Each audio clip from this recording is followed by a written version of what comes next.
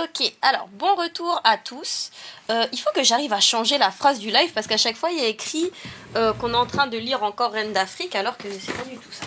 Donc je vais refermer la porte et là on va pouvoir enfin commencer la première partie du livre.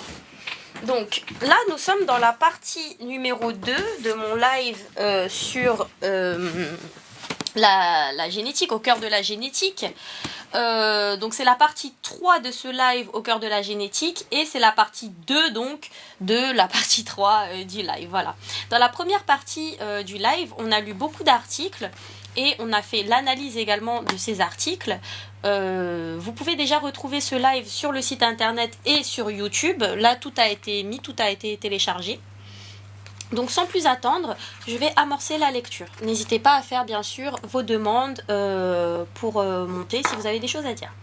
Alors la première partie du livre, je rappelle le titre de l'ouvrage, c'est Mémoire cellulaire et l'éveil des peuples, qui a été écrit par Eugénie d'Ossa-Kenome. Je vais rappeler également qui est cette dame, parce que c'est très important de le dire, qu'elle ne parle pas en étant une personne quelconque comme moi par exemple. Elle est vraiment quelqu'un de multidiplômé et qui n'a plus rien à prouver quant à ses qualifications en fait.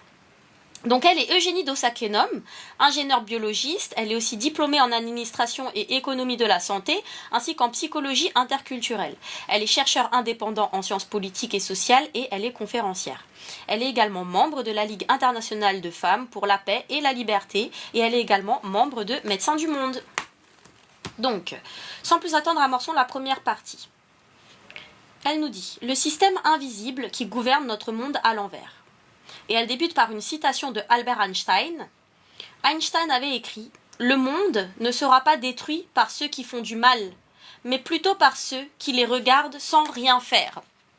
Donc ces propos de Einstein, ils font un écho direct aux propos que j'ai tenus à la fin de la première partie de ce live, quand j'ai lu la réponse de Gemini, et que j'expliquais, encore que je réaffirmais d'ailleurs, parce que je pense qu'il n'y a même pas besoin de l'expliquer à ceux qui combattent parmi nous, quand j'ai réaffirmé la légitimité de notre combat kamite, ainsi que la légitimité de nos arguments en fait, tout simplement.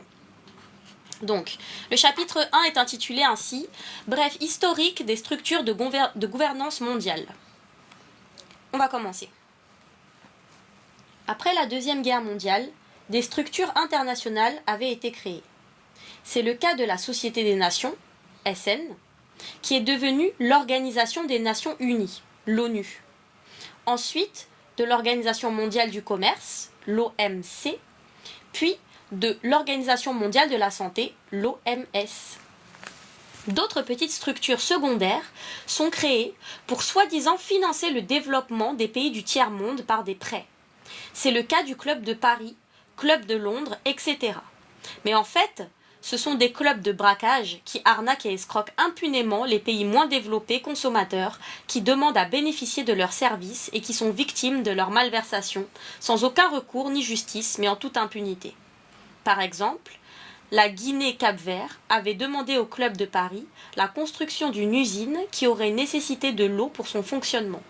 Les experts occidentaux étudient le projet et ordonnent son exécution. À la fin des travaux, l'ouvrage est rendu clé en main. Par contre, cette usine n'a jamais pu fonctionner car il aurait fallu construire l'usine non loin d'un cours d'eau qui aurait permis l'alimentation en eau. L'État refuse de payer puisque l'usine n'est pas opérationnelle. Le ministre chargé de la réalisation fut convoqué en France pour se faire intimer l'ordre de payer. Faute de quoi, son pays ne bénéficierait plus jamais d'aucun financement pour quelque projet que ce soit. C'est comme cela que ça se passe et le représentant africain est obligé d'obéir. Donc là, l'auteur Eugénie d'Ossa-Kenome amorce son ouvrage en nous parlant donc de ces structures qui gouvernent en vérité cet ordre mondial auquel nous sommes tous soumis. Parmi ces structures, elle cite l'ONU, anciennement le SN, la Société des Nations. Elle cite également l'OMC, qui est donc l'Organisation mondiale du commerce. Je dois préciser ici que le commerce dont nous parlent les locodermes, c'est bien entendu une vision du commerce qui est basée sur ce qu'ils ont pratiqué lorsqu'ils ont fait le commerce triangulaire, ce qu'ils appellent le commerce triangulaire. Un tel événement ne peut pas être qualifié de commerce parce qu'il s'agit en vérité de kidnapping, de torture, d'accord, sur les gens, et donc de transformer des vies humaines en l'occurrence, en biens meubles, tout simplement, dans le but de les vendre. Donc ceci ne peut pas être qualifié de commerce. Et il est triste que les modèles de commerce dits modernes s'appuient sur ce système colonialiste et inhumain, profondément inhumain. Donc il faut préciser, quand on dit l'OMC, il faut savoir que nous on sait qui ils sont en fait. On sait qui ils sont, nous ne sommes pas dupes devant des organismes qui vont porter des appellations comme OMC. Nous savons très bien quand ils ont été formés, quelle est leur idéologie fondatrice, d'accord? Et comment, au jour d'aujourd'hui, ils orchestrent nos vies, toujours dans le but de nous vendre des choses qui en réalité ne leur appartiennent pas.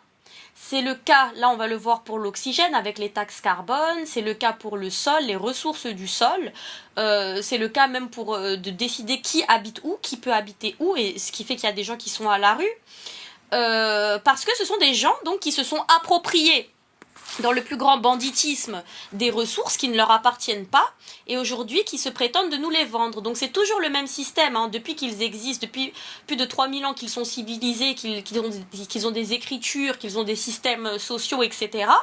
On se rend compte que ces gens-là, en fait, ils ont toujours pratiqué ça. Il s'agit en vérité de briganderie, de pillage, voilà, ce sont des techniques de brigands. Il n'y a pas d'autre mot. C'est de la briganderie, c'est de la criminocratie, comme dirait la reine Maven, et voilà. Et donc, elle cite également dans ses structures de gouvernance mondiale l'OMS, donc qui est soi-disant cet ordre des médecins. Et donc là, bien sûr, à côté de OMS, on devra toujours rappeler le nom de notre ancêtre, Henrietta Lacks, qui n'est qu'un exemple. Il y a d'autres exemples à l'heure actuelle.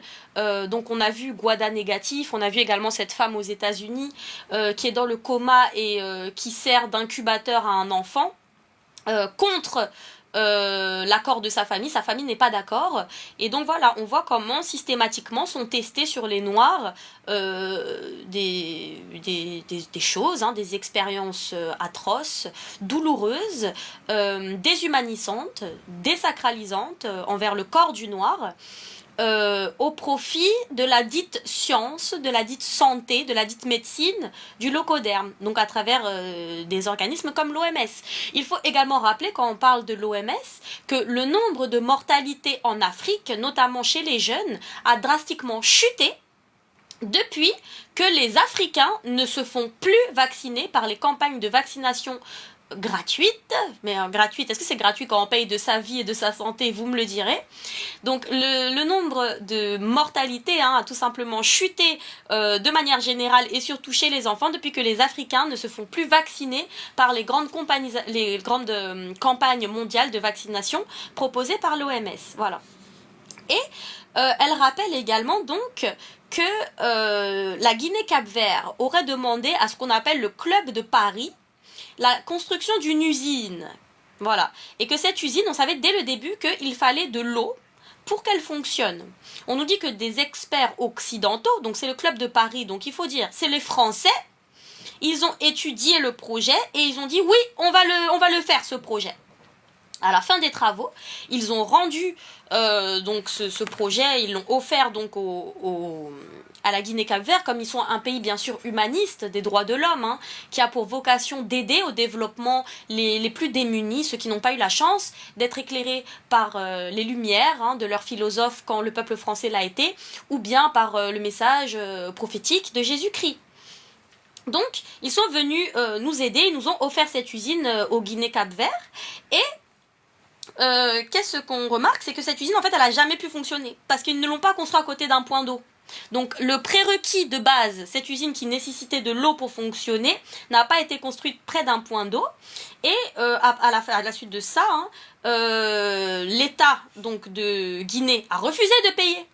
Ils ont dit, écoutez, nous, on vous a demandé de construire cette usine parce que vous avez prétendu avoir la méthodologie pour construire cette usine et parce que nous ne sommes de toute façon pas maîtres de nos ressources ni de comment exploiter notre territoire. Donc nous vous avons demandé en bon nègre de salon l'autorisation. Cependant, il s'avère que vous avez mal construit l'usine, elle nécessitait de l'eau. L'usine n'est pas construite à côté d'un point d'eau, donc elle ne fonctionne pas. Le gouvernement guinéen refuse donc de payer. Ce à quoi la France le convoque, donc il est convoqué, d'accord? Il n'y a pas une rencontre qui est demandée, que ce soit en Guinée pour voir la situation, constater effectivement est-ce que l'usine est fonctionnelle ou pas, d'accord? Il n'y a pas une rencontre qui est organisée à un point neutre entre les deux États, parce que ça existe en théorie des gouvernements neutres entre les pauvres gouvernements africains et le gouvernement français qui auraient pu dire que bon, nous sommes un point neutre, nous avons constaté des deux côtés, effectivement l'usine ne marche pas, donc qu'est-ce qu'on va faire, qu'est-ce qu'on va trouver comme solution? Non, le gouvernant, le ministre chargé de la réalisation, donc il a été convoqué en France et comme un larbin qu'il est, et on lui a demandé de payer. Et cette demande s'accompagnait d'une menace, c'est-à-dire que la Guinée-Cap-Vert ne recevrait plus aucun financement pour quelque projet que ce soit s'il refusait de payer cette usine. Je dois préciser également que lorsqu'on parle de la Guinée, c'est assez spécial parce que il faut savoir que dans les zones comme le Cap-Vert et la Guinée et les Comores, afin de se libérer de l'emprise française, ce sont des peuples qui se sont majoritairement convertis à l'islam. Voilà. Donc quand ils se sont convertis à l'islam en masse, après qu'on leur ait demandé tout simplement qui voulait l'indépendance, qui ne voulait pas l'indépendance, etc., etc. Parce que oui, ils demandent, et voilà. Les gens acceptent et refusent d'être libérés. Eh bien, il faut savoir que la Guinée donc est un gouvernement soi-disant laïque. La Guinée est un gouvernement soi-disant des droits de l'homme à l'image de la France qui l'a civilisé, j'ai envie de vous dire. Et que ce gouvernement laïque a récemment mis en prison un imam qui avait prié dans sa langue maternelle et qui menait les prières dans sa langue maternelle. Parce que oui, quand on parle d'islam, il faut systématiquement parler en langue arabe. Donc, on se rend compte que la Guinée n'applique pas en réalité les lois admises par les Européens, par l'ordre mondial, cet ordre mondial dont on parle aujourd'hui. On se rend compte que la Guinée, en vérité, applique la charia dans son processus juridique, d'accord, au mépris de la législation réelle qui lui est imposée, et que donc cette Guinée prend parti aux côtés des imams arabes pour mettre en prison ses propres ressortissants qui souhaitent promouvoir leur culture et qui, eux, avancent l'argument que si Dieu est réellement ce qu'il est, il doit pouvoir comprendre toutes les langues.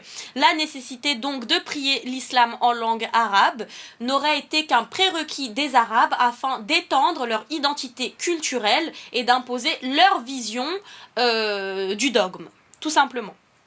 Donc voilà ce qu'il est important de rappeler également quand on parle de la Guinée. On va continuer la lecture. Les structures internationales.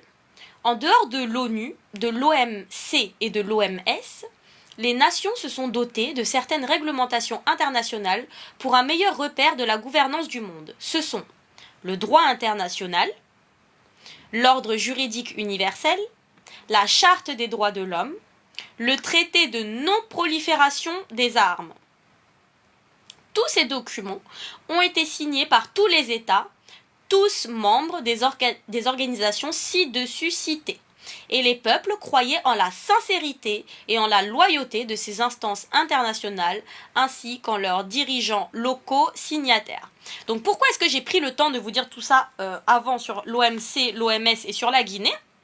C'est parce qu'on se rend compte que lorsque l'on parle de droit international, l'OMS est en contradiction, l'OMS est illégale en fait, elle est en illégalité vis-à-vis de ce droit international, en forçant des populations à se vacciner contre leur gré, d'accord?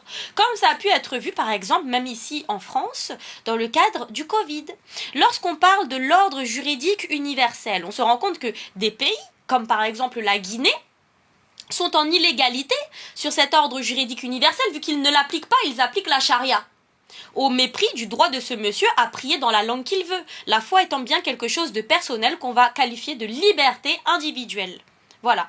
Et que également, de la même manière, ceux qui se prétendent nous parler de charte des droits de l'homme, eh bien, ils sont les descendants des barbares et envahisseurs, falsificateurs de l'histoire depuis plus de 3000 ans, d'accord? Et qu'au jour d'aujourd'hui, ils bénéficient encore, comme on l'a vu tout à l'heure, de tous les actifs de cette colonisation sans le passif. Voilà. On va continuer la lecture. Donc, elle nous dit, la réalité est tout autre. Le monde, sous la coupe du groupe de Bilderberg, l'Union européenne, les États-Unis, la CIA et l'OTAN. Donc ça, pour ceux qui ne savent pas de quoi on parle, je vous invite à voir la partie numéro 1 de ce live, où on a beaucoup parlé de ça, et également la partie numéro 2, où on a déjà beaucoup parlé de ça.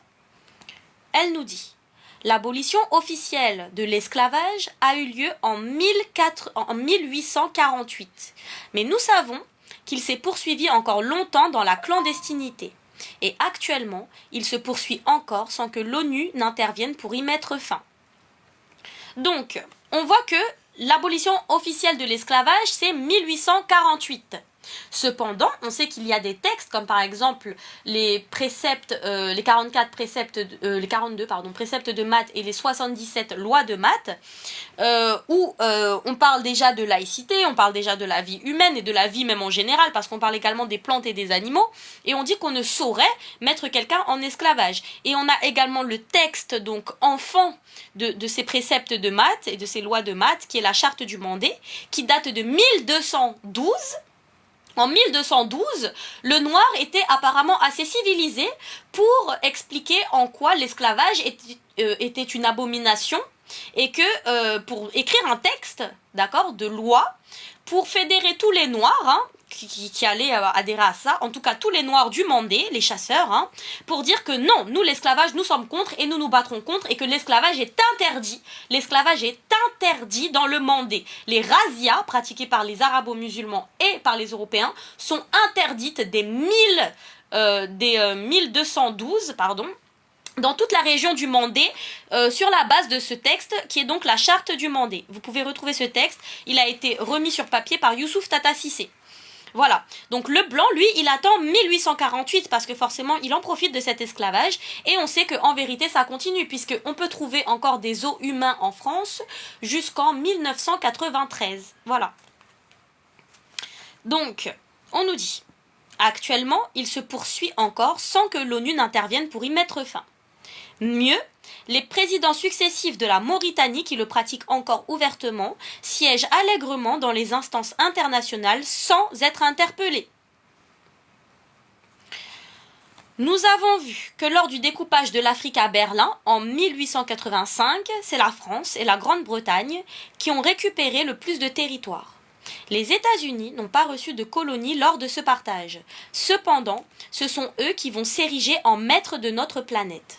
Surtout après la Deuxième Guerre mondiale en 1944, dont la victoire sur les nazis a pourtant été obtenue grâce à l'armée rouge de l'Union des républiques socialistes soviétiques, l'URSS, qui a payé le plus lourd tribut, avec plus de 21 millions de morts civiles et militaires confondus.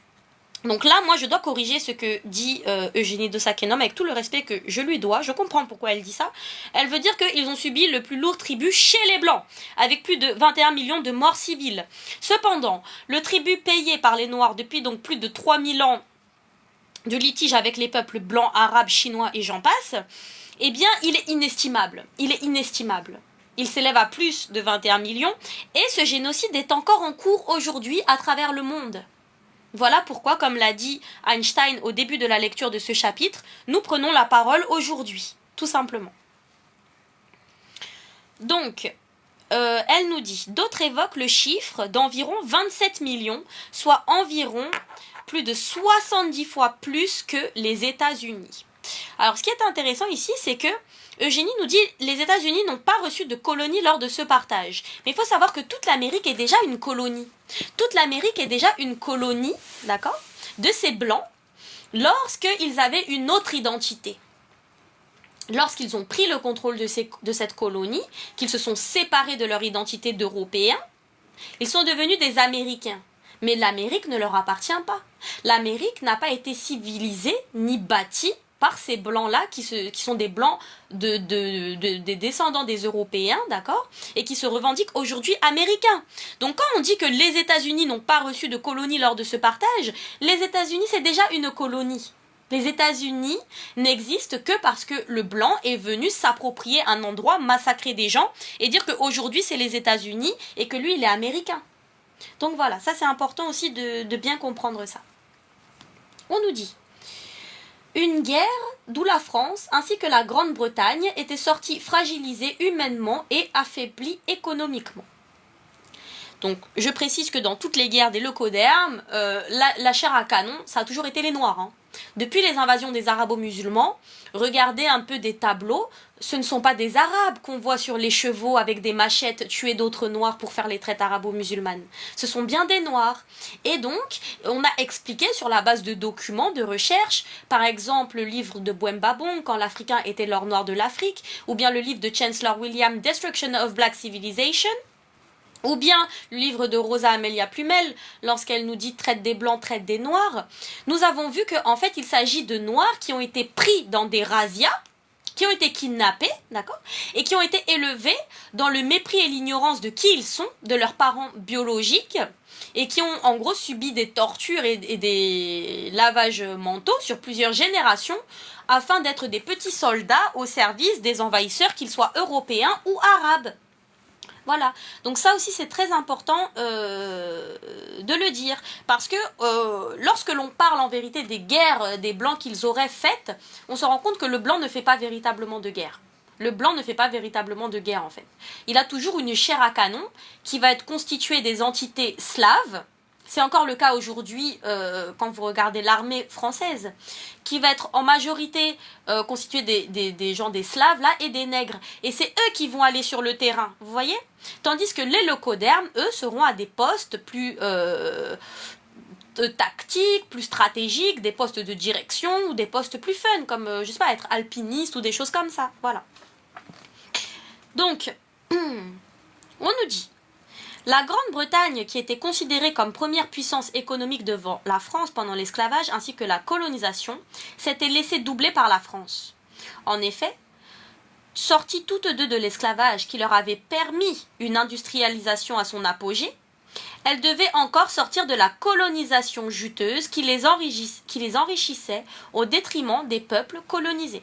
Donc là, l'auteur réaffirme que si la Grande-Bretagne et la France peuvent un jour connaître une industrialisation dans leur histoire tardive par rapport à celle de l'humanité dans son ensemble, c'est bien grâce à l'esclavage, le pillage, tout ce qu'ils ont pratiqué, donc on va dire leurs différentes exactions envers les différents peuples, que ce soit les peuples blancs, les peuples slaves, ou les peuples africains, mais également les peuples asiatiques. Voilà.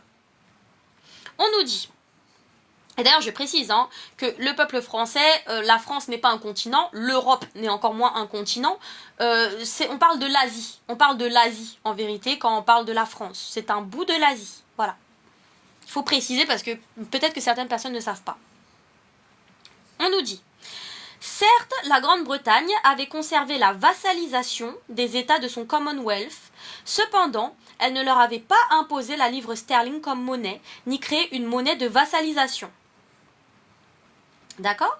Donc, c'est-à-dire que la différence entre l'exploitation du nègre faite par le blanc français et par le blanc anglais, je précise ici que l'anglais est en vérité issu de la langue française. Ça, c'est prouvé de plus en plus par des linguistes. Donc, vous allez chercher l'origine française de la langue anglaise. Il y a beaucoup de documents sur ça. Donc, on va voir que eux, les Anglais, ce qu'ils ont fait, c'est qu'ils n'ont pas imposé leur monnaie, d'accord, le livre sterling, au peuple nègre qui était asservi, et ils n'ont pas non plus créé une monnaie de vassalisation, donc une monnaie coloniale, comme la monnaie nazie du franc CFA, à la différence de leurs frères français. On a dit que la Grande-Bretagne avait signé avec eux, donc c'est les peuples africains, des accords de coopération déséquilibrés en sa propre faveur, et que la plupart d'entre eux ne portent à leur tête que des premiers ministres, rarement des présidents. des premiers ministres qui doivent faire allégeance à la couronne britannique. Donc on nous dit que peut-être la sodomie était moins profonde avec les Anglais, vous m'excuserez le terme, parce que eux, en fait, ils n'ont pas imposé une monnaie coloniale nazie, ils ont simplement signé des accords déséquilibrés, comme les Noirs étaient trop bêtes pour comprendre. Cependant, ce n'est pas la vérité. On va se rendre compte que le noir, à ce moment-là, est vraiment poussé au pied du mur. Et c'est comme vous dire, tu n'as rien à manger, alors soit tu manges mon vomi et tu fermes ta gueule, tu me dis merci, soit tu crèves de faim. Donc voilà la situation dans laquelle étaient poussés les ressortissants africains qui étaient donc contraints de manger le vomi. Mais aujourd'hui, on nous dit qu'il s'agit d'accords de coopération déséquilibrés. Voilà. Tandis que la France, par la voix du général de Gaulle, dès 1944, dans sa conférence de Brazzaville, avait tracé les contours des nouvelles formes que prendrait sa domination néocoloniale, puisque les vents de libération des peuples grondaient déjà, aussi prévenait-il, donc là ce sont les mots du général de Gaulle qui sont cités, les fins de l'aune de civilisation accomplies par la France dans les colonies écartent toute idée d'autonomie, toute possibilité d'évolution hors du bloc français de l'Empire. La constitution éventuelle, même lointaine, de 16 gouvernements dans les colonies est à effacer. Donc là, on peut se référer à Roger Violet, qui donc avait repris les propos de Gaulle. Donc, ces propos de De Gaulle, on va un peu s'y attarder. Il nous dit que les fins de l'aune de civilisation accompli par la France dans les colonies écarte toute idée d'autonomie. C'est-à-dire que après le passage du blanc français, jamais on écarte toute possibilité. Ça veut dire jamais le nègre africain, donc de la colonie, ne pourra être autonome. De la même manière, De Gaulle nous dit que après la colonisation, toute possibilité de ce nègre africain hors du bloc français de l'Empire est écartée. Donc c'est impossible. On se dit alors que De Gaulle, qui va ensuite demander le soutien des Camerounais et des Africains de toutes parts pour libérer la France de l'emprise de Vichy, et franchement, il était serein. Il était quand même serein comme homme. Et c'était un homme qui arrivait à dire des choses comme ça, terribles, et après à demander de l'aide à ces mêmes nègres qui l'insultaient continuellement. Voilà. Et donc ce qu'il dit, c'est que la constitution éventuelle, même lointaine, de 16 gouvernements dans les colonies est à effacer. Ça veut dire quoi? Ça veut dire que, en admettant qu'un jour, le nègre, comme c'est le cas aujourd'hui, puisse vouloir se rattacher, se rallier, se protéger via une constitution, comme les pays des Blancs, pour ces 16 gouvernements, il dit même lointaine, ça veut dire même dans un futur encore plus lointain que celui d'aujourd'hui, il dit que c'est à effacer. Ça veut dire que c'est impossible. C'est-à-dire que la France, en tant qu'État, ne peut pas permettre ça un jour. Voilà pourquoi ça pose la question légitime. Le noir, l'africain, le mélanoderme, le camite, pour s'émanciper au jour d'aujourd'hui, doit-il détruire la France, vu que la France a clairement cité à travers ses représentants, d'accord, ses plus hauts dignitaires, mais également à travers son idéologie, à travers ses textes, à travers sa culture, que tant qu'elle existerait, jamais, nous les nègres, nous n'aurions ni d'autonomie, ni d'évolution possible en dehors de son bloc français de l'Empire. Et que toute constitution que l'on essayerait de faire pour nous forger en tant que peuple, constitution qui existait déjà avant, je vous ai cité la charte du Monde, je vous ai également cité Math, n'est-ce pas? Eh bien, que toutes ces constitutions étaient à effacer. Donc ça pose la question. Si la France est l'ennemi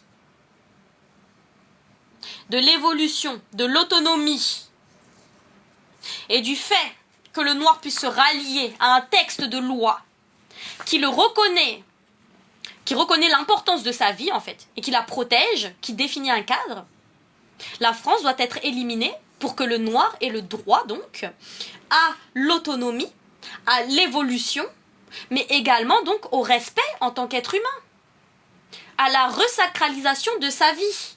C'est une question qui se pose lorsqu'on lit ces lignes. On nous dit: ce fut un avertissement à l'ensemble des gouverneurs des colonies d'Afrique et de Madagascar réunis à cette conférence.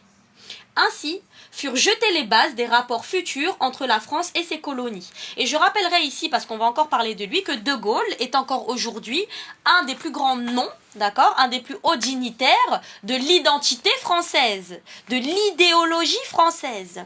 Lorsque vous demandez à un Français qui sont les grands noms de chez lui, les gens qui ont marqué l'histoire, qui ont fait quelque chose, les gens qu'il respecte, d'accord, il va vous citer De Gaulle. Parce que pour lui, soit il est dans l'ignorance, donc il est dans le négationnisme, que De Gaulle est un génocidaire comme on en a rarement vu, d'accord? Soit il est tout simplement dans le désintérêt de la vie du nègre. Et voilà pourquoi, en sachant très bien le criminel qu'était De Gaulle, il va malgré tout le citer comme un grand homme. Et c'est d'ailleurs ce qu'a fait Karl Zéro lorsqu'il a cité, il a dit que oui, les dirigeants actuels n'étaient pas dignes, que c'était des hommes de paille, et il a demandé un retour à cette France que lui, il parlait de cette France avec nostalgie, à cette France grande et noble, et lorsqu'il a cité cette France grande, noble, capable, puissante, il a bien cité le général de Gaulle et Pierre Messmer, qui sont parmi les plus grands génocidaires que l'on peut compter en Afrique. Voilà, donc quand Karl Zéro a dit cela, moi je lui ai dit qu'en tant que journaliste, il semble qu'il n'investit que ce qui a un intérêt pour lui. Et je lui ai répondu que moi, en tant que femme noire, en tant que femme africaine, je ne peux pas ignorer les monstres génocidaires qu'étaient réellement De Gaulle et Messmer. Voilà. Donc, on va continuer. On nous dit... Ce fut un avertissement à l'ensemble des gouverneurs des colonies d'Afrique et de Madagascar réunis à cette conférence. Ainsi furent jetées les bases des rapports futurs entre la France et ses colonies. C'est-à-dire que ces rapports futurs, ce ne pourrait être que la soumission. Puis, en décembre 1945, le général de Gaulle va procéder à la création de la monnaie franc CFA, dans un rapport avec le franc français qui va encore plus loin que le rapport nazi qui a fixé la parité de 1 Deutschmarks pour 20 francs français.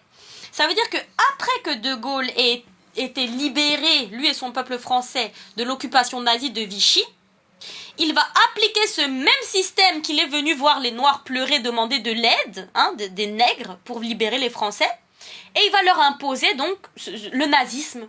Tout simplement. Il va leur imposer le nazisme. Et ça, je le dis sans peur.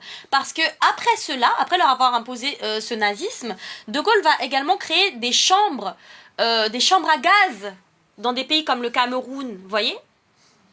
Donc, les nazis, eux, ils ont un chiffre officiel, les juifs, à nous balancer au visage, sur les pertes qu'ils auraient subies, depuis qu'ils auraient été mis en esclavage, d'ailleurs en Égypte antique, à une époque où ils n'existaient pas, et où il n'y avait aucune trace de leur présence en Égypte antique. Donc eux, ils savent combien de gens sont morts, même quand ils n'étaient pas encore là, quand ils n'existaient pas, ils savent combien de gens sont morts, vous voyez ?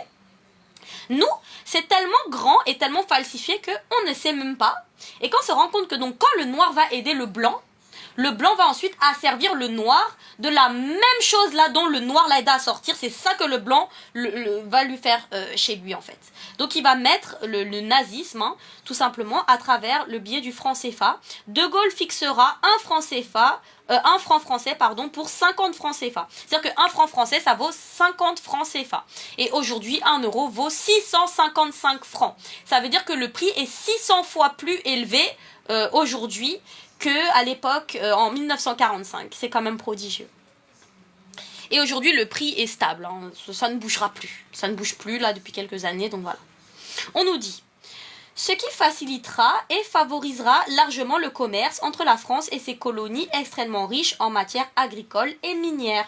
D'ailleurs, un truc que j'ai oublié de dire, c'est qu'il y a quelques années, ils ont voulu augmenter la valeur du franc CFA. 1 euro pour 1050 francs CFA, je pense, mais ceci n'est pas passé. Ceci au final n'est pas passé et ces blancs n'en ont plus reparlé. Donc voilà.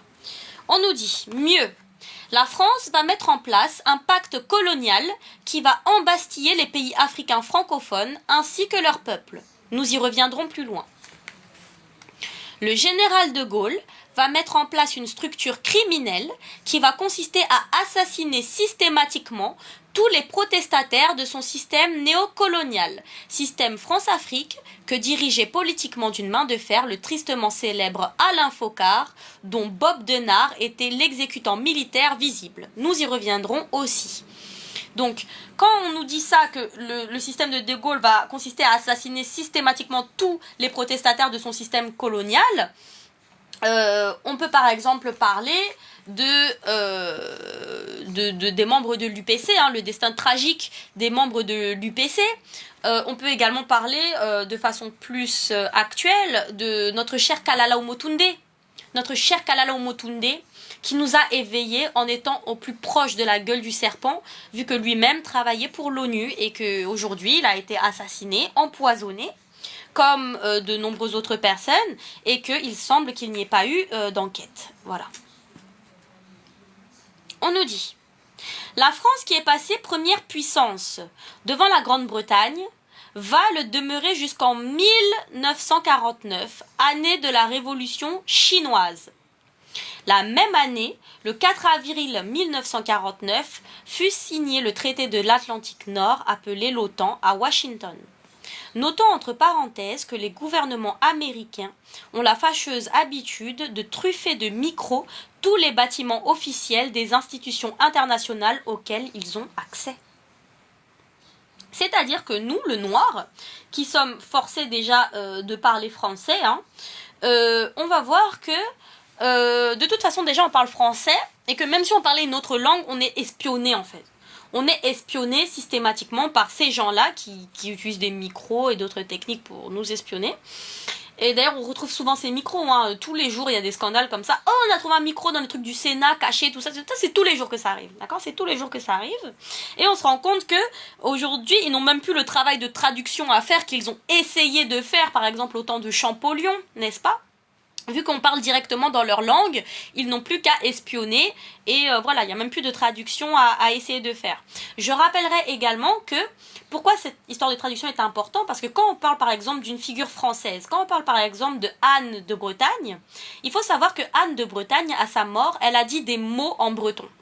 Elle a dit des mots en breton et qu'à cette époque-là, jusqu'à aujourd'hui, aucun traducteur des blancs français là n'a su traduire ce qu'elle a dit. Ça veut dire que ces gens ne savait pas traduire le breton à un instant T de l'histoire. Vous allez regarder qui était Anne de Bretagne, d'accord ? Ils ne savaient pas traduire le breton, d'accord ?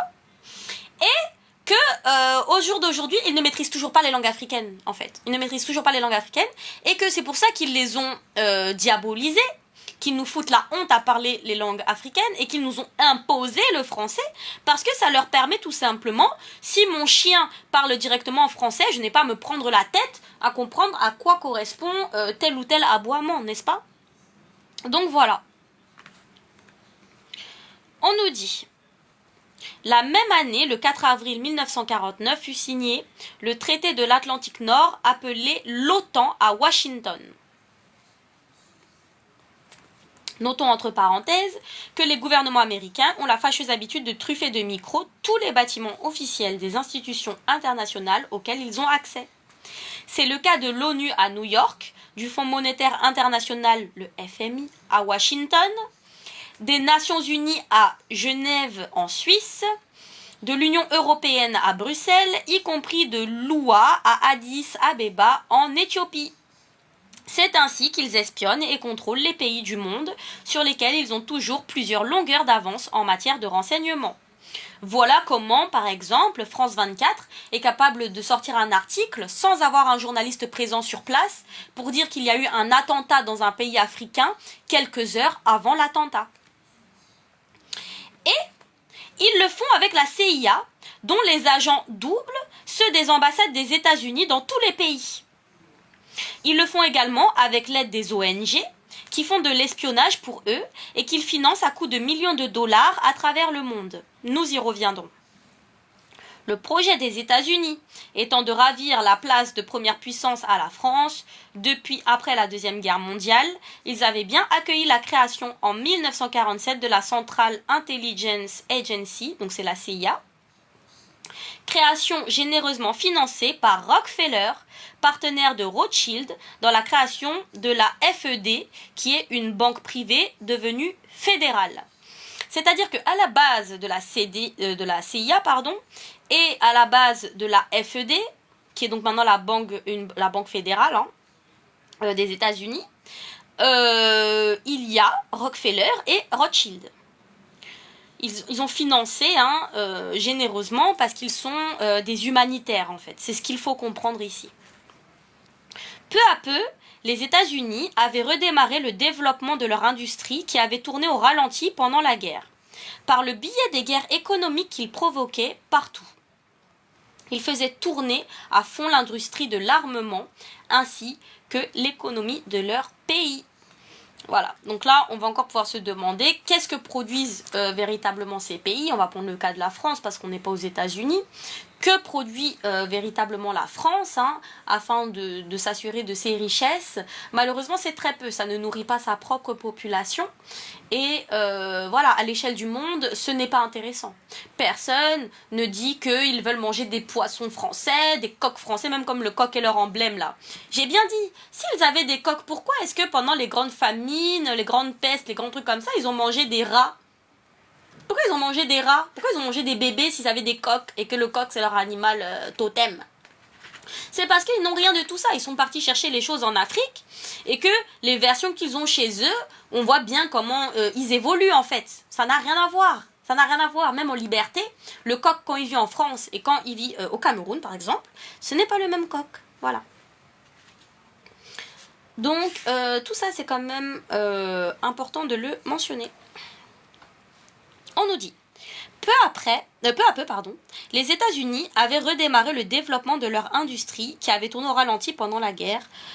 Par le biais des guerres économiques qu'ils provoquaient partout à présent, ils faisaient tourner à fond l'industrie de l'armement ainsi que l'économie de leur pays.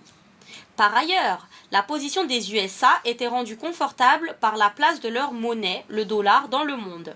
Le dollar est devenu une monnaie nationale en 1785. Et cette monnaie a été arrimée à l'or en 1944. Ça veut dire que quand le blanc payait en dollars de 1987 à 1944, il n'y avait pas d'or derrière. Pourtant, on a vu tout à l'heure cette dame qui nous a dit que oui, les blancs ont toujours eu de l'or, mais c'est pour l'écologie, pour des raisons écologiques, ils ne sont pas partis prendre l'or chez eux. Voilà, ils sont partis prendre les terres des noirs. C'est très important de préciser. Et donc, on se rend compte que entre 1785 et 1944, des noirs étaient toujours vendus. Donc cette fois-ci contre des dollars. Avant, peut-être qu'ils étaient échangés contre du sel ou contre, je ne sais pas, d'autres noirs. Eh bien, le dollar, là, quand on donnait une vie humaine d'un nègre, par exemple, parce qu'il y avait aussi les Black Friday, donc on pouvait vendre par exemple une femme enceinte, moitié prix, ou une femme plus son enfant, moitié prix, vous voyez. Eh bien, en fait, il n'y avait aucune valeur. Donc là, la vie du noir partait comme ça dans des papiers de dollars, comme ça, dont on doute que ces billets aient été imprimés grâce à des arbres de chez eux. En fait, on se demande même où ils ont pris les arbres pour faire ces billets-là. En tout cas, ces billets n'avaient pas plus de valeur que l'arbre sur lesquels qu'ils avaient tué pour faire ces billets-là, tout simplement. Et que c'est uniquement en 1944 que le blanc dit que non, en fait, derrière chaque billet, il doit avoir une somme d'or qui va attester de la valeur réelle de ce billet. Mais donc le blanc, même s'il avait fait ce billet avant, tant qu'il ne part pas piller chez le nègre, il ne peut pas mettre de valeur derrière son argent. Vous comprenez? Donc ça, c'est aussi important de bien comprendre ça. La valeur réelle des choses. Parce que quand le blanc, il vient chercher des poulets et des graines, ça a de la valeur vu que ça nourrit des peuples jusqu'à aujourd'hui. Vous voyez? Quand le blanc vient chercher des vies humaines ou qu'il vient chez les gens pour voler des objets, des babouches, on les a vus, voler des babouches, c'est dans leur musée. Voler des babouches, voler des bijoux, voler des balais, voler des tenues, des perruques, tout ce qu'ils ont volé, des masques, etc. Voler même des cadavres des gens, les déterrer, etc. Là, il y a une valeur, ne serait-ce même que sentimentale, que le blanc ne pouvait pas mettre en tout cas sur ses billets à un instant T dans l'histoire. Voilà. Donc, on nous dit... Le dollar est devenu une monnaie nationale en 1785 et arrimé à l'or en 1944, selon les accords de Bretton Woods, qui le placent ainsi au cœur du système monétaire international dans le but d'assurer la stabilité des taux de change. Leurs réserves d'or provenaient des vols qu'ils avaient opérés dans les pays pendant la guerre. Donc apparemment, hein, au-delà de la raison écologique qui nous a été citée par cette charmante dame française, il apparaît que les réserves d'or des Blancs, hein, selon le travail de recherche de Eugénie Dossakenum, provenaient aussi et surtout des vols qu'ils avaient opérés dans les pays pendant la guerre. Depuis que cette ressource s'est épuisée, parce que même ça, ils n'en ont plus, on ne sait pas comment ça se fait, le dollar ne repose plus sur aucune garantie. L'OTAN a ses bases militaires un peu partout dans les pays européens, et ce sont les États-Unis qui y dominent, puisque ce sont eux qui la financent le plus et lui fournissent le plus d'armement. C'est la raison pour laquelle ce fut la panique parmi les Européens lorsque, sous la présidence de Donald Trump, ce dernier avait décidé de prendre ses distances. Mais, en plus de l'OTAN, les USA possèdent des bases militaires dans bon nombre de pays à travers le monde. Les renseignements nécessaires pour construire, asseoir et consolider leur domination leur sont fournis aussi bien par les militaires que par les civils de la CIA à travers le monde, en Amérique, en Asie, en Europe et aussi en Afrique. Mais lorsque le général de Gaulle avait perçu le jeu des Américains, il était un peu tard. Néanmoins, il avait exigé en mars 1966 la fermeture de toutes les bases de l'OTAN sur le territoire français et le départ des troupes américaines eut lieu en mars 1967 car la France se sentait désormais capable de défendre sa sécurité, mais surtout, elle voulait recouvrer sa souveraineté. Donc, vous savez, je vais vous citer un truc de l'islam. Dans l'islam, on dit, en gros, les voisins, on a des devoirs envers notre voisin. Vous voyez? C'est-à-dire qu'on a des devoirs, hein? J'en parlais avec un musulman il y a quelques jours, qui me disait que le voisin, tu dois aller le voir pour voir s'il va bien. Tu dois lui proposer de l'aide. Moi, ça m'a fait rire parce qu'il a commencé par me dire, tu sais, dans l'islam, les voisins ont des droits. Et il me dit que le voisin, tu dois aller le voir, même si tu l'aimes pas, tu dois aller lui proposer de l'aide, etc. Donc moi, je lui ai répondu, écoute, ce que tu me dis là, ce ne sont pas des droits des voisins. Ce sont des devoirs que le musulman a envers son voisin. Et il m'a dit, oui, mais pour moi, c'est des droits et des devoirs. D'accord. Quand on ne sait pas distinguer un droit d'un devoir, c'est quand même triste d'essayer d'en parler. Parce qu'on se demande où ça nous mène. Voilà. Donc, pourquoi est-ce que je vous dis ça? Parce que dans l'islam, ce musulman m'a aussi appris quelque chose. Il m'a appris que, donc, on doit souhaiter le même bien qu'on se souhaite à nous-mêmes. C'est ça qu'on doit souhaiter à l'autre, entre parenthèses, à son voisin. N'est-ce pas? Donc, la France devrait peut-être appliquer ces principes islamiques. Parce que la France, qui a souhaité se libérer de l'occupation nazie du franc CFA, a imposé une occupation nazie encore pire à l'Afrique. Vous voyez? La France, qui veut être souveraine et qui pense être capable de se défendre toute seule, demande en 1967 aux Américains de se barrer, d'enlever toutes leurs bases, parce qu'ils veulent être souverains chez eux. Pourtant, la France ne souhaite pas le même bien aux pays africains, vu qu'ils sont encore partout, et français, et américains, et anglais, avec des bases militaires partout en Afrique. Donc la France ne souhaite pas aux autres le même bien qu'elle se souhaite pour elle-même. Vous voyez? Voilà comment on apprend de tout le monde en fait. Donc ça, c'est très important de le dire, hein, parce que quand on demande le départ des bases de ces blancs, c'est toujours très compliqué et on se rend compte que ces blancs ne partent jamais. Et donc nous, on se demande, hein, parce que là, en tant qu'Africains, on se dit qu'il serait temps qu'il y ait des bases militaires tchadiennes, il serait temps qu'il y ait une base militaire également algérienne, il serait temps qu'il y ait des bases militaires chinoises et indiennes à Paris. Et nous voulons voir des soldats tchadiens, armés de Kalachnikov, défiler dans les rues de Paris, parce qu'ils ont une base militaire à côté, et contrôler les Français sur leur propre territoire, pour voir s'ils ont bien leur papier d'identité. Parce que moi, quand je suis au Cameroun, ce sont des soldats français qui viennent me demander mon titre de mon droit d'être sur le sol de mes ancêtres. Ce sont des blancs de France, de base de France. Vous voyez? Donc voilà. Parce que là, c'est là qu'on va véritablement rentrer maintenant dans ce qu'on appelle la réciprocité et la justice, l'égalité. Vous voyez? Donc c'est très simple. Le discours que l'on doit tenir à ces blancs, c'est que soit on respecte tout le monde de la même manière, c'est-à-dire vous allez déterrer Mahomet, soit on ne respecte personne. C'est-à-dire, il ne faudra pas s'étonner de la destruction qui va encourir. C'est tout. Donc, je continue la lecture. On nous dit, la CIA, le groupe de Bilderberg et le renversement des gouvernements. La domination du monde, ainsi conquise par les États-Unis, ne s'exerce pas par ce gouvernement tout seul. Les États-Unis sont sous la coupe du pouvoir d'un petit mais puissant groupe d'hommes. Ils sont tapis dans l'ombre et donnent les ordres pour la guidance de la gouvernance de notre monde en désignant également les dirigeants de nos pays.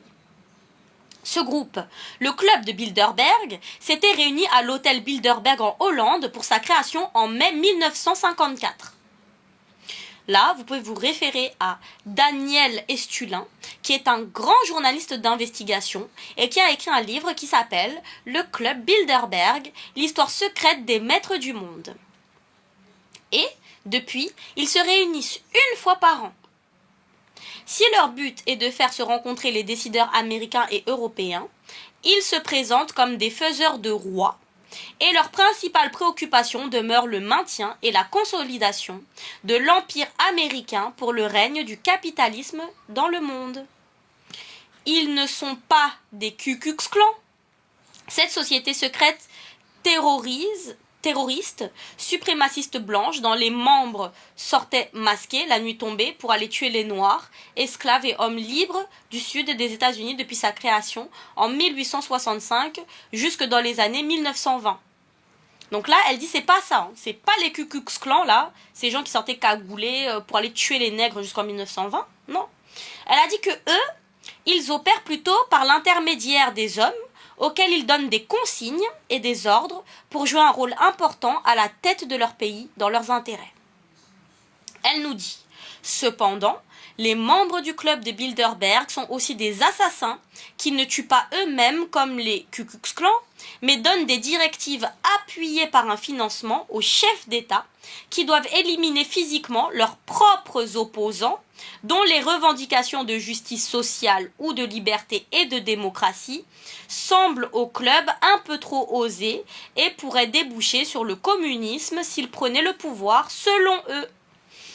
Donc le communisme, bien sûr, c'est le pire ennemi du capitaliste, et c'est de la même manière que le blanc français parlait lorsqu'il tuait les Camerounais qui, après avoir libéré la France, demandaient la souveraineté qui leur avait été promise par les Français chez eux. Donc ils réclamaient ce qu'on leur avait promis, la raison pour laquelle ils sont partis se battre, parce qu'eux-mêmes étaient déjà asservis par les Français. Et là, les Français ont dit que mais si vous nous aidez, on va vous libérer, hein, chaque homme doit être libre, là, vraiment. Eh bien, on se rend compte que les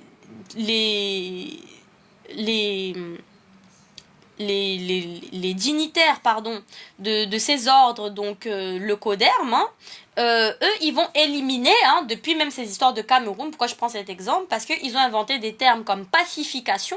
La pacification n'a rien de pacifique. Il s'agit de génocide de masse. C'est ça que le blanc français appelle pacification. Donc on est dans l'idéologie toujours trompeuse du Locoderne, c'est-à-dire qu'un mot, un concept, cache en vérité son inverse. On va parler de pacification pour parler de génocide de masse, vous voyez? Et cette pacification concernait ceux qui étaient appelés les divergents. Donc les divergents, qui sont-ils? Ils sont les gens qui, comme nous, hein, ne sont pas d'accord avec ce qui est fait et vont poser des questions sur la base de ce qui se passe et dire que mais attendez, nous on n'est pas d'accord, ce n'est pas ce qui était convenu. Donc ces gens doivent être éliminés et on va payer, hein, d'autres personnes afin de les éliminer, ces gens-là. Voilà. Parce que ce qu'ils disent est trop osé et ça peut mener donc au communisme. Je rappelle que lorsque le blanc va tuer le chinois, c'est parce qu'il accuse le chinois d'être communiste et il en fait des caricatures où il ressemble à un nègre. Lorsque le blanc va attaquer le japonais, il le fait parce qu'il dit que le japonais est communiste et il va en faire des caricatures qui le font ressembler à un nègre. Mais lorsque le blanc attaquait Le nègre, il dit que c'est parce que le nègre n'est pas humain. De toute façon, le nègre est sauvage. Donc, il ne peut même pas être au niveau de la pensée communiste, d'accord?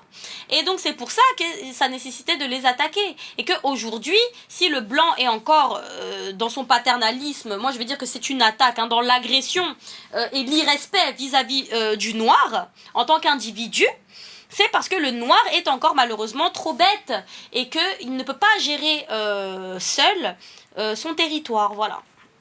D'ailleurs, personne ne tapote depuis tout à l'heure, hein. Il n'y a pas beaucoup de gens.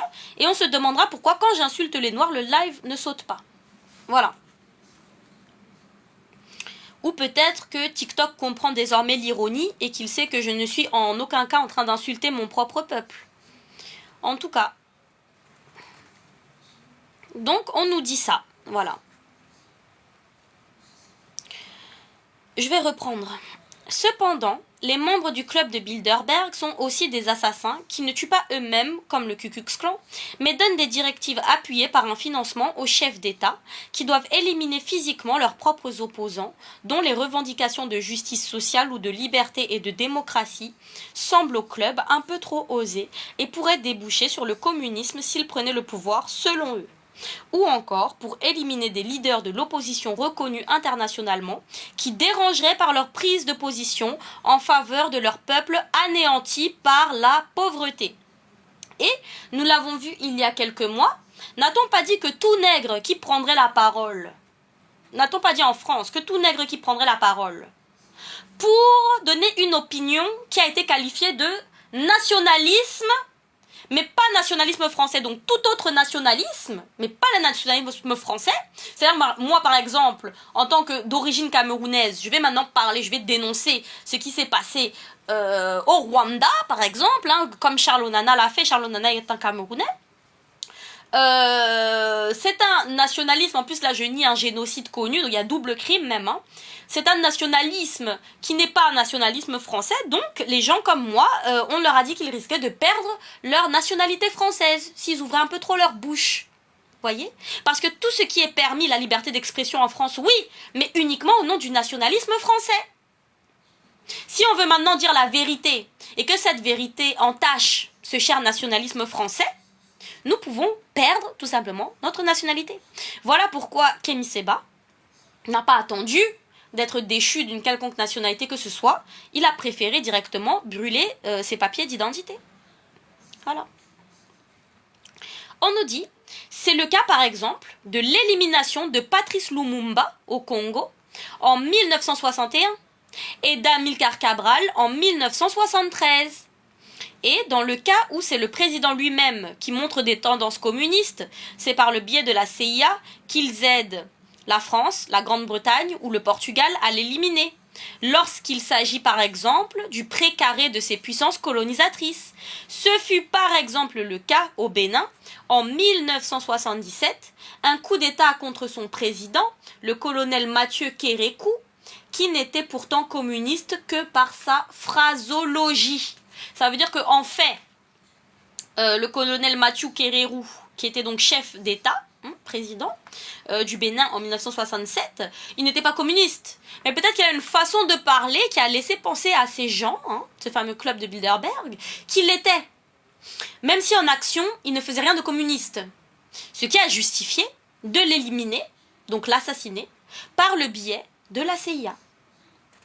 On nous dit, le président Mathieu Kérékou du Dahomey, devenu le Bénin, sous des slogans pseudo-marxistes, léninistes, menaçait les intérêts de la France.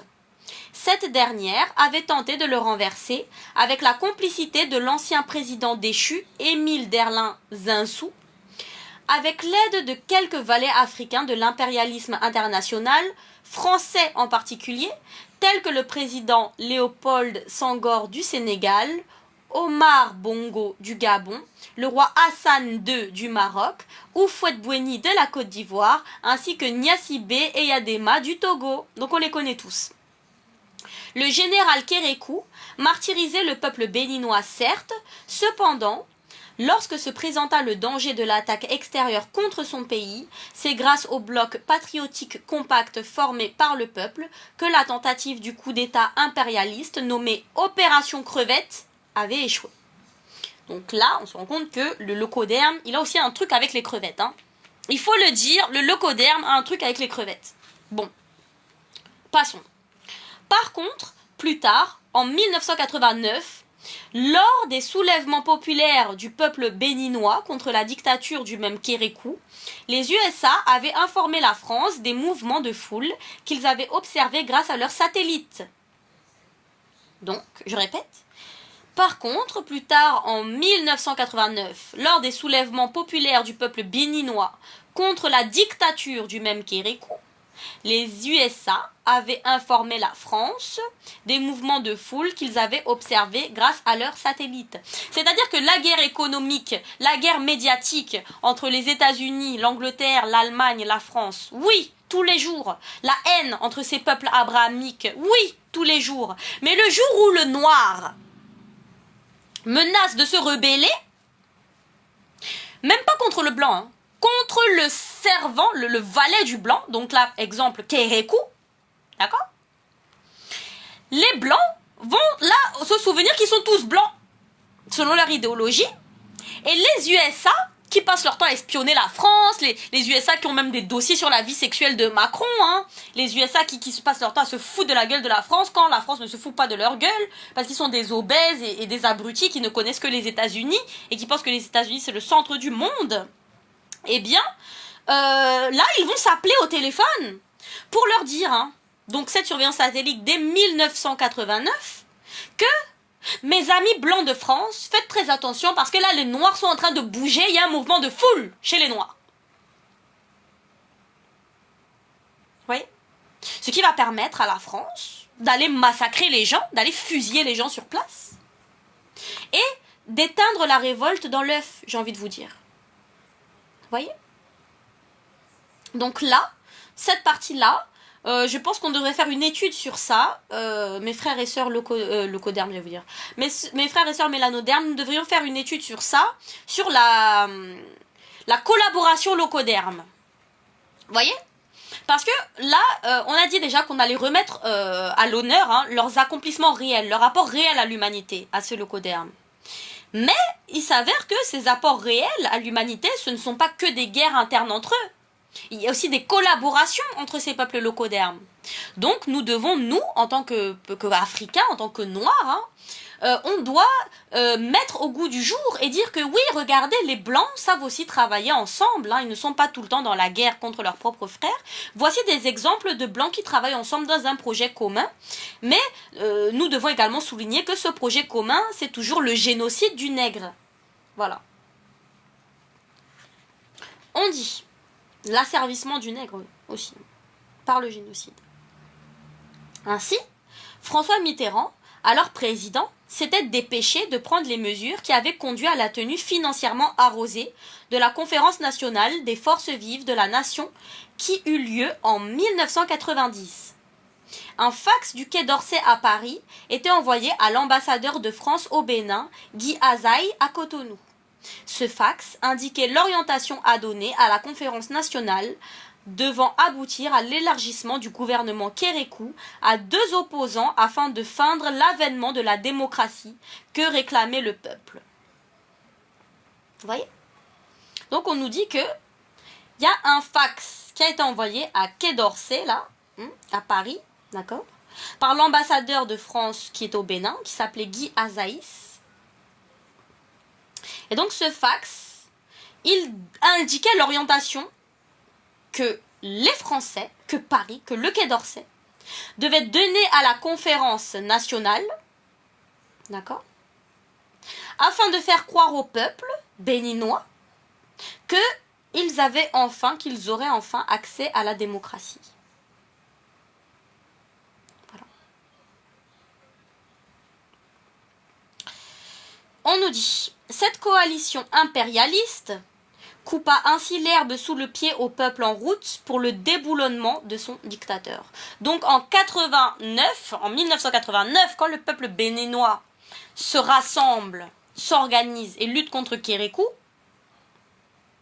le blanc l'observe depuis le ciel via les satellites, le blanc américain, il va prévenir le blanc français, et le blanc français va utiliser une répression déjà par le feu, par les balles, par les armes, sur place.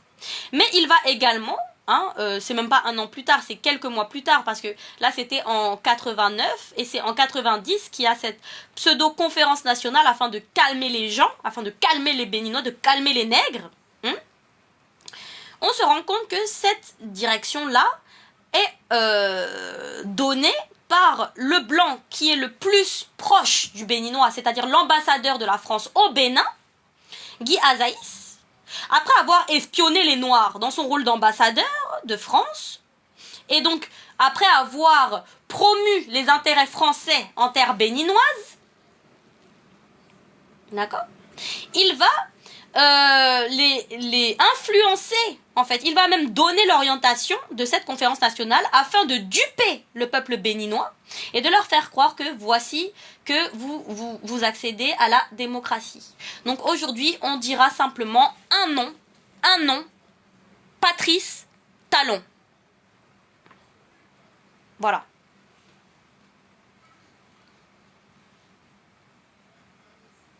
On nous dit donc que c'est à cause de cette coalition impérialiste, donc c'est ce que je vous disais, ce qu'on doit étudier maintenant, les alliances entre les locodermes, que l'auteur, elle, appelle coalition impérialiste, coupa l'herbe sous le pied au peuple en route pour le déboulonnement de son dictateur.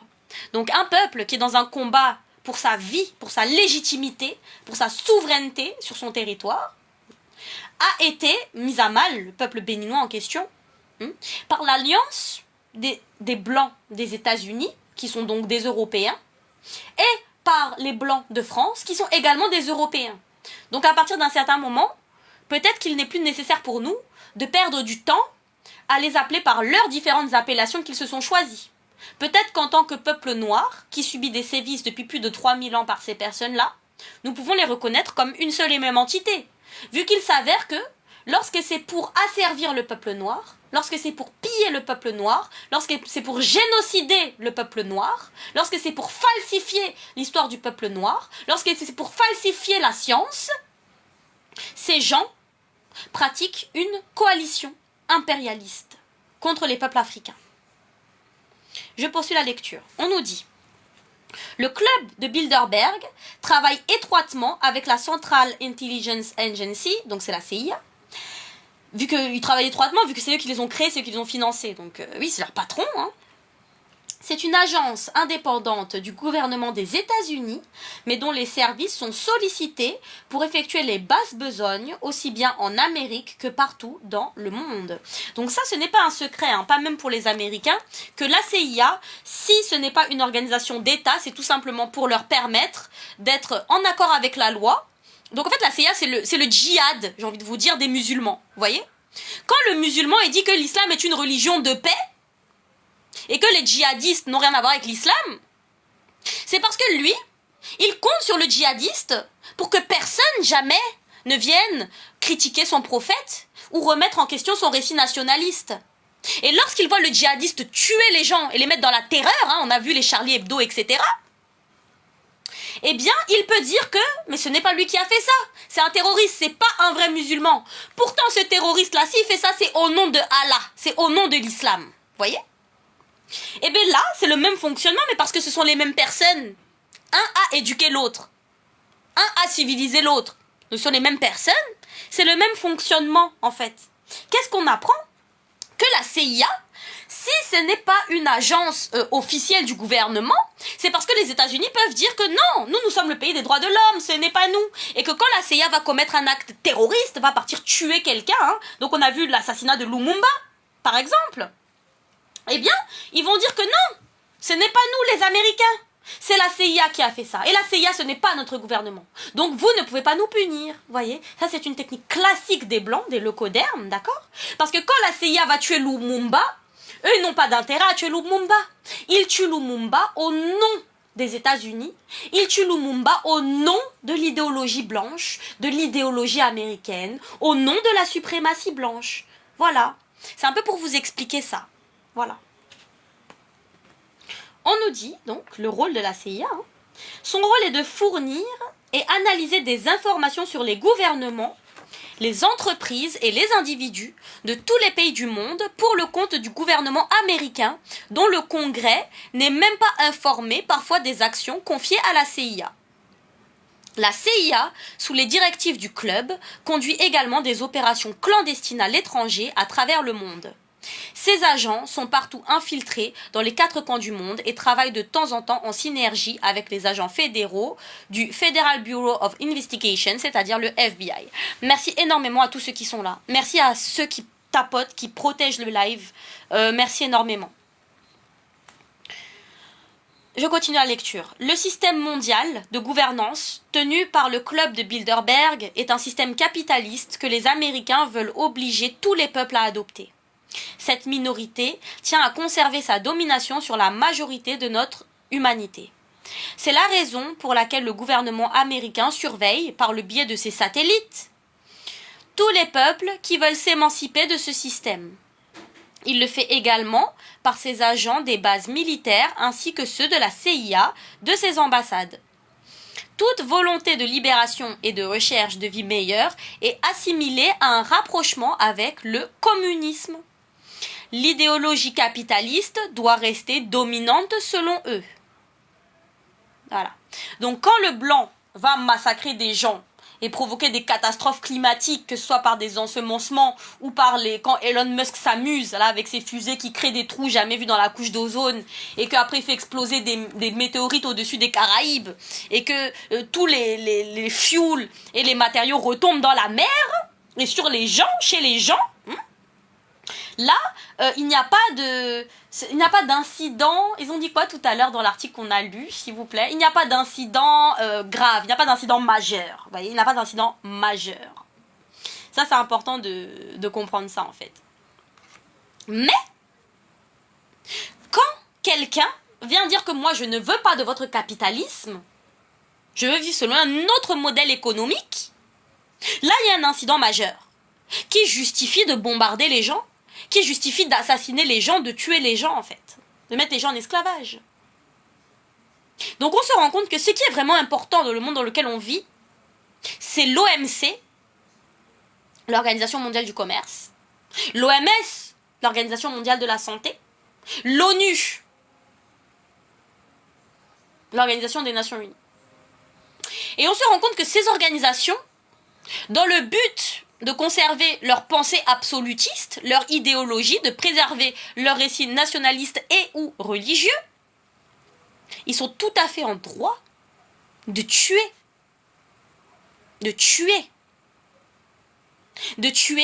tous ceux qui s'opposeront à leur hégémonie. Que ces gens soient des noirs ou des blancs, d'ailleurs. Mais on se rendra compte qu'en majorité, il s'agit surtout d'assassiner des nègres. Voilà. Et pourquoi est-ce que tout à l'heure je vous parlais, je prenais le temps dans la lecture de l'article d'introduction de vous parler de ces vidéos de surveillance. Je vous ai parlé des vidéos de surveillance tout à l'heure. C'est maintenant, pour ceux qui ont écouté le live, qu'on doit faire le parallèle. On vous dit que le gouvernement américain surveille les peuples qui veulent s'émanciper de leur système de suprématie blanche via leurs satellites. Et l'exemple qui nous est donné, c'est ce qui s'est passé au Bénin en 1989. Voilà pourquoi tout à l'heure, je vous parlais des caméras de surveillance, en fait. Et du pompier pyromane. Donc voilà. On va continuer. L'idéologie capitaliste doit rester dominante selon eux. C'est pour cela que pendant les guerres de libération en Afrique, les Américains ont systématiquement utilisé la CIA pour assassiner les leaders nationalistes dans les pays lusophones, c'est-à-dire les colonies portugaises et espagnoles. C'est le cas en 1973 de Amilcar Cabral, le fondateur du PAIGC, du PEG, ou du PEG, je sais pas comment PEG, en Guinée, Cap-Vert, en ça c'est en Guinée-Cap-Vert, voilà. Et en 1986, de Samora Machel, président du Mozambique, auquel il reprochait son rapprochement avec Moscou. Et c'est encore ce qu'on voit aujourd'hui. Si le petit Sénégalais, il veut acheter des armes avec le Français, pour se protéger du terrorisme, le Français va lui vendre des armes obsolètes qu'il n'aura pas le droit d'utiliser. Il va lui envoyer ses militaires et il y aura encore plus de terrorisme au Sénégal. Parce que le Français va également vendre des armes aux terroristes, ça c'est prouvé, hein. C'est prouvé. Le Français va vendre des armes aux terroristes et donc il va autant financer, comme il est intelligent, le Français c'est un businessman en fait. C'est ça qu'il faut comprendre. Il n'est pas bête, c'est tout. Est-ce qu'il est mauvais? Il veut simplement gagner de l'argent. Il va financer d'un côté le terrorisme et de l'autre il va vendre des armes aux terroristes, hein, et il va vendre des armes aux pauvres noirs pour qu'ils se défendent, vous voyez. Mais il ne va jamais permettre aux noirs d'éradiquer véritablement la menace, parce que le blanc doit conserver son utilité. Il faut toujours que et le noir et le terroriste reviennent le voir pour avoir encore plus d'armes, vous voyez. Donc ça, c'est quand même quelque chose qui est très très important de comprendre en fait.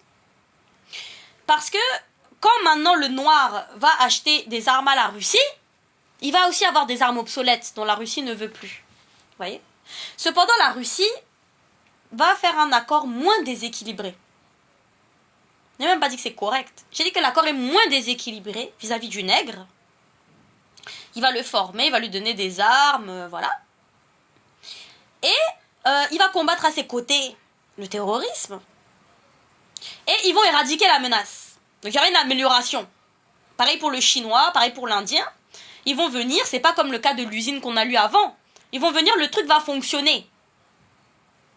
L'usine va fonctionner. Le stade sera construit. Vous voyez, les choses vont fonctionner. Et bien là, le noir n'a pas le droit. Parce que le partenaire exclusif du noir, hein, même si c'est un partenaire qui le désavantagera systématiquement, ce doit être le blanc européen français.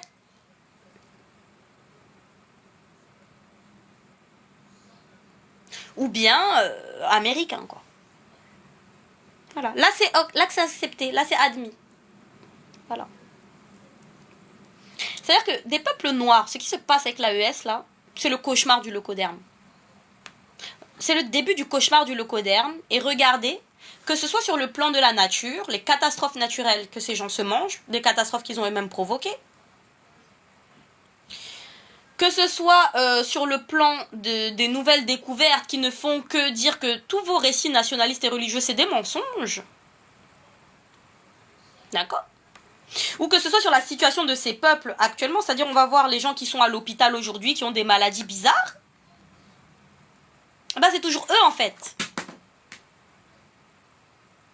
Donc ça aussi, c'est important de voir qu'on est là dans le début du cauchemar du leucoderme. Et que voilà, malheureusement c'est un cauchemar qu'il a créé lui-même.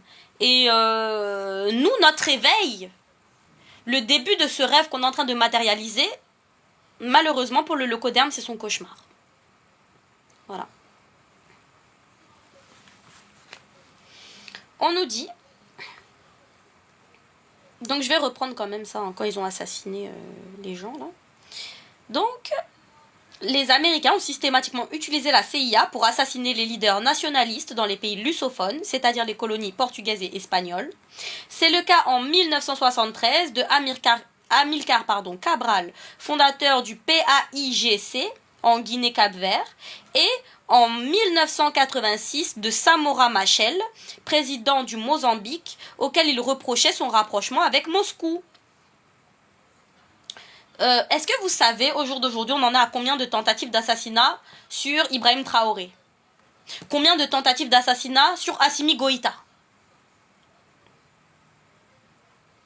Et ces gens viennent encore prendre la parole, dire des choses, alors qu'on a prouvé depuis qu'ils sont des terroristes et des menteurs. Ils ont encore un droit de parole. C'est même pas en Afrique, hein, c'est dans le monde. Dans le monde. Même devant leur propre peuple français ignorant. Ces gens ont encore un droit de parole. Après les crimes dont nous avons prouvé qu'ils sont coupables, de moins 3000 à nos jours. C'est quand même surprenant.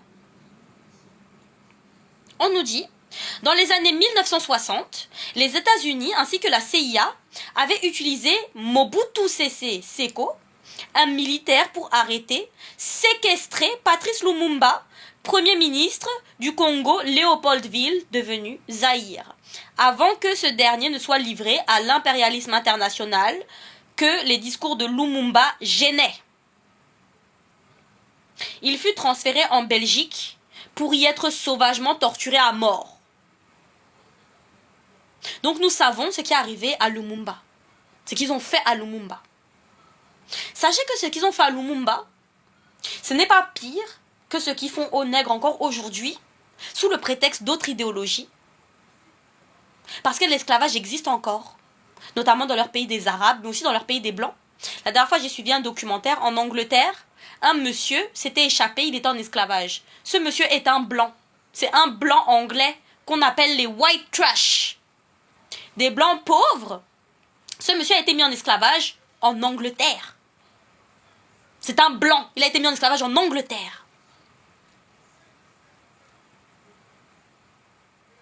Donc oui, aujourd'hui l'esclavage existe encore dans le monde.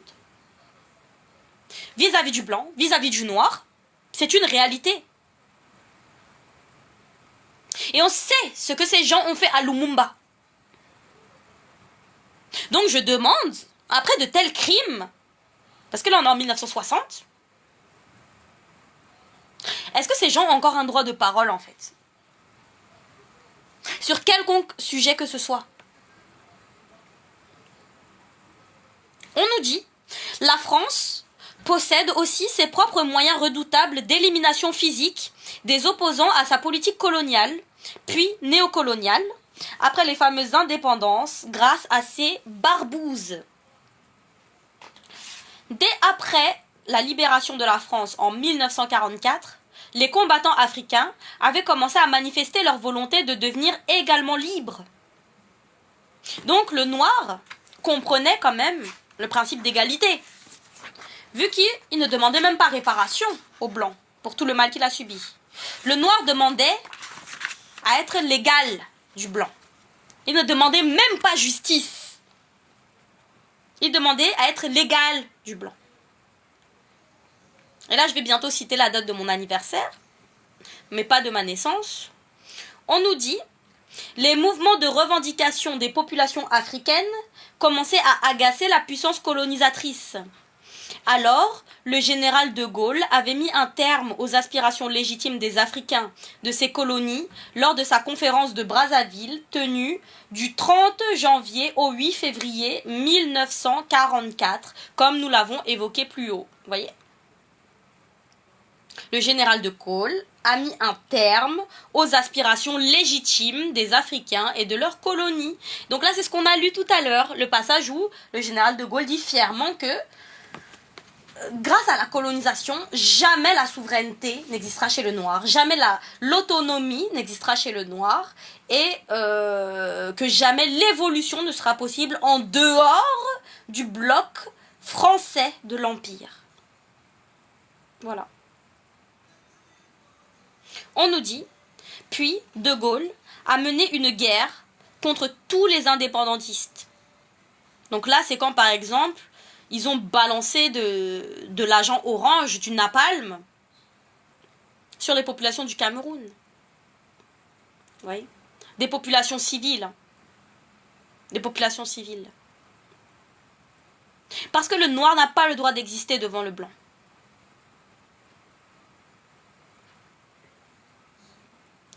Puis, De Gaulle a mené une guerre contre tous les indépendantistes, qu'ils soient d'Afrique, des départements d'outre-mer, des territoires d'outre-mer ou d'autres îles. Les opposants africains à la politique coloniale de De Gaulle étaient pourchassés, capturés, comme au temps de l'esclavage, puis pendus, décapités ou fusillés sur la place du marché et du village ou encore empoisonnés. Au Cameroun, par exemple, les leaders anticolonialistes ont subi les affres de l'impérialisme français. En 1960, le chef de l'Union des populations du Cameroun, l'UPC, Félix Moumié, médecin et membre politique défendant la liberté et l'indépendance de son pays, s'était réfugié dans un excellent hôtel de Genève en Suisse. William Bechtel, un agent français de la DST, c'est la direction de la surveillance du territoire, s'y était rendu également en compagnie d'une jeune fille embobinée pour la circonstance afin d'accomplir sa mission d'élimination physique en douce. William et sa compagne de fortune guettaient Moumié, auquel ils ont tendu un piège. Invités à boire un verre, puis à dîner, du cyanure avait été versé et dans l'apéritif et dans le vin. Donc pour ceux qui ont lu Madame de Bovary, vous connaissez les morts au cyanure et à l'arsenic. Ce sont des poisons de prédilection des Blancs. Moumié sera retrouvé le lendemain mourant dans sa chambre d'hôtel par la femme de ménage alors que William Bechtel et sa compagne s'étaient déjà envolés la veille au soir, assurés d'avoir réussi leur mission. Le médecin légiste ainsi que le juge suisse découvrent l'empoisonnement, puis après une enquête que c'est l'agent de la DST qui était l'auteur de l'assassinat, ce dernier s'étant enregistré à l'hôtel sous son vrai nom. Pour dire à quel point il était rien à foutre de faire son assassinat en fait. Parce qu'on ne nous dit pas que Bechtel est en prison, que Bechtel a été arrêté. On dit Bechtel est parti. Avant Moumié, c'était Ruben Oumniobé, un membre de l'UPC, également assassiné en septembre 1958. Une période où la France faisait pleuvoir les assassinats des militants indépendantistes camerounais. Donc, les Noirs mouraient comme les gouttes de pluie peuvent tomber lors d'une averse, quoi. C'est ça qu'on nous dit. Certains agents étaient tellement maladroits qu'ils laissaient des traces faciles à identifier, comme ce William Bechtel. C'est clair que quiconque doté d'une intelligence minimum sait qu'on ne peut pas commettre ce genre de crime de façon impunie. Voyez ? Donc il faut être quand même sacrément con, en vérité, pour commettre des actes aussi atroces. Et c'est pour ça qu'aujourd'hui, ces peuples, ils en payent le prix. Ces peuples, japonais, chinois, blancs, arabes, ils en payent le prix aujourd'hui. Et c'est pour ça que moi, je dis souvent, l'architecture de l'univers est une architecture transcendantale, juste, autorégulée, que je trouve magnifique. On nous dit, mais la lutte anticolonialiste continua de plus belle et de nombreux leaders furent tués, un par un, jusqu'à la capture d'Ernest Ouandier, qui sera fusillé en janvier 1971. Il en est de même dans les pays d'Amérique latine et d'Amérique du Sud, où les Américains font la pluie et le beau temps avec la CIA en éliminant aveuglément tous les leaders nationalistes. Donc là, il faut préciser d'un nationaliste autre que le nationalisme des Blancs. À Cuba, Fidel Castro, qui avait libéré son pays, avait banni les jeux, la prostitution et la drogue, qui rapportaient gros à la mafia cubaine. Donc, est-ce que vous connaissez la situation de Cuba en l'an fictif de 2025 ? Cuba est un centre d'attraction de tourisme sexuel sur les enfants et les gens de tout âge. D'accord ? Cuba est un centre d'attraction pour le trafic d'armement et pour la vente de drogue.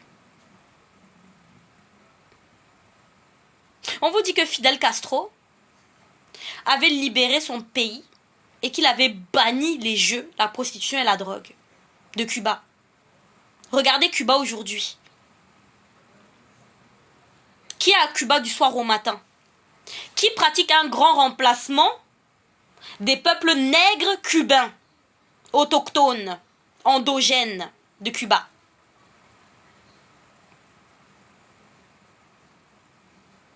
Ça, c'est facile à observer. Donc, on nous dit, sa réforme agraire était en faveur des paysans et des populations rurales. Les USA avaient considéré toutes ces mesures comme communistes et avaient décidé de l'assassiner. Les Américains qui avaient financé cette opération à hauteur de 13 milliards de dollars tenaient à rester invisibles. Mais l'opération du fameux débarquement de la baie des Cochons avait échoué et les agents paramilitaires avaient été dévoilés. L'un d'eux avait déclaré ce qui suit à son collègue avant l'opération dont ils étaient sûrs du succès. Et donc là, c'est ce qu'ils avaient dit, hein, ces gens-là, de la baie du Cochon. Tellement ils étaient sûrs de réussir, ils ont dit « Rappelez-vous bien ceci, Manolo, je ne travaille pas pour le gouvernement américain. Je suis au service d'un groupe extrêmement puissant qui lutte contre le communisme. » C'est bien sûr le groupe de Bilderberg. Donc là, c'est ce que je vous disais, prendre une nouvelle identité pour commettre le meurtre. Donc le djihadiste n'est pas musulman, il ne tue pas au nom d'Allah. L'agent de la CIA n'est pas américain, il ne tue pas au nom de la suprématie blanche et des intérêts des Américains. Des Européens. Voilà. La méthode d'action pour couvrir les donneurs d'ordre de l'opération consiste à appliquer la doctrine du directeur de la CIA, Allen Dulles, ou Allen Dulles. Donc Allen Dulles, lui le directeur de la CIA, voici ce qu'il a dit. Il a dit « On peut échapper à la culpabilité en instaurant une chaîne de commandement assez floue pour ne laisser aucune preuve sur son passage. » Est-ce que vous avez compris? Le crime ne peut être défini que lorsque l'on nomme le commanditaire. Si le commanditaire d'un crime s'appelait à l'époque Ixos, et qu'aujourd'hui vient vous dire qu'il s'appelle Français, ce n'est plus lui qui a commis le crime. C'est aussi simple que ça. C'est aussi simple que ça. Si le mec qui commet le crime, il s'appelle djihadiste, mais que l'autre s'appelle musulman, même si c'est au nom de l'islam, sur la base des mêmes textes, au nom du même Allah, dans la continuité du meilleur homme Mahomet, ce ne sont pas les mêmes gens. Et on ne peut pas accuser le musulman de ce qu'a fait le djihadiste au nom de la même idéologie, sur la base des mêmes textes. Parce que l'un est dans la taqiya, l'autre est dans l'application réelle. Pour le cadre de la CIA, l'un est dans l'ombre, l'autre est dans l'application réelle, l'autre est le gouvernement. Voyez ? C'est exactement pareil. Voilà pourquoi moi, je ne perds pas mon temps à dire que voici un cafard bleu, voici un cafard orange, je vois des cafards. Et j'agis en conséquence. Si l'exemple du cafard, ça vous choque, parce que vous n'aimez pas les cafards, alors que c'est un insecte comme un autre, qui est une création de ce même Dieu que l'on aime tous, eh bien, vous pouvez remplacer par le mot fleur. C'est pareil. Voilà. Donc, on dit, je vais répéter ce qu'a dit Allen Dulles.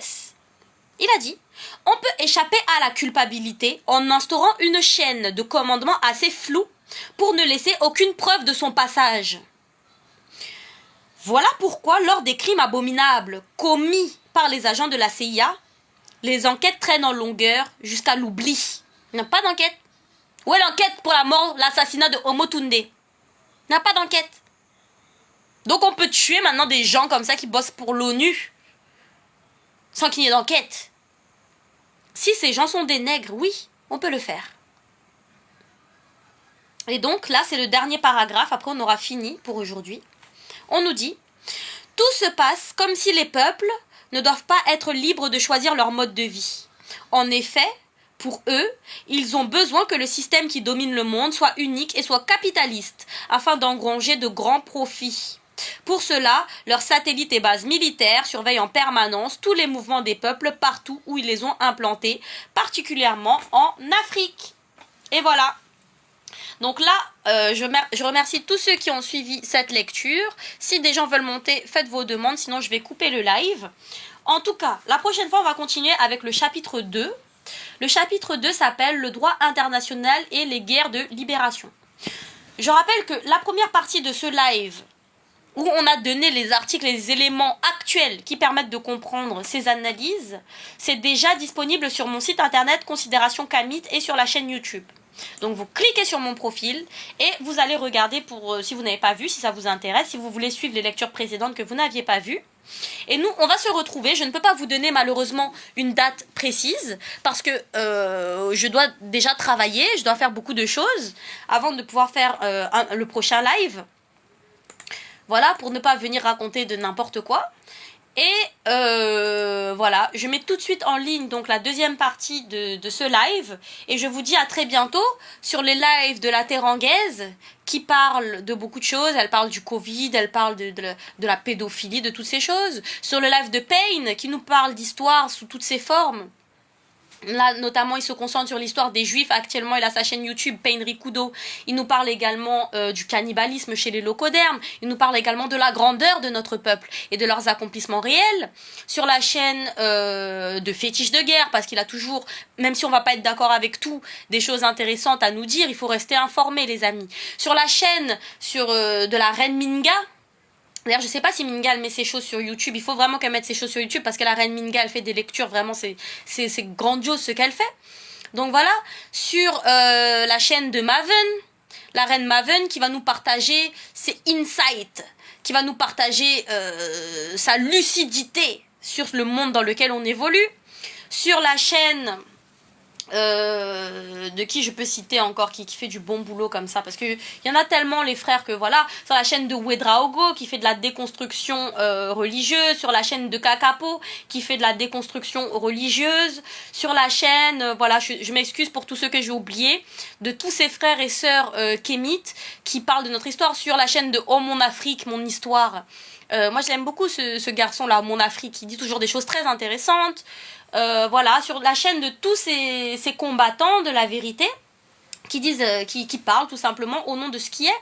Vous n'êtes pas obligé de suivre que des noirs que j'ai cités. Il y a aussi des blancs, des arabes, comme par exemple Jacques le Fou. Il y a des gens comme ça qui sont les apostats, les gens comme ça, qui vont vous apprendre énormément de choses.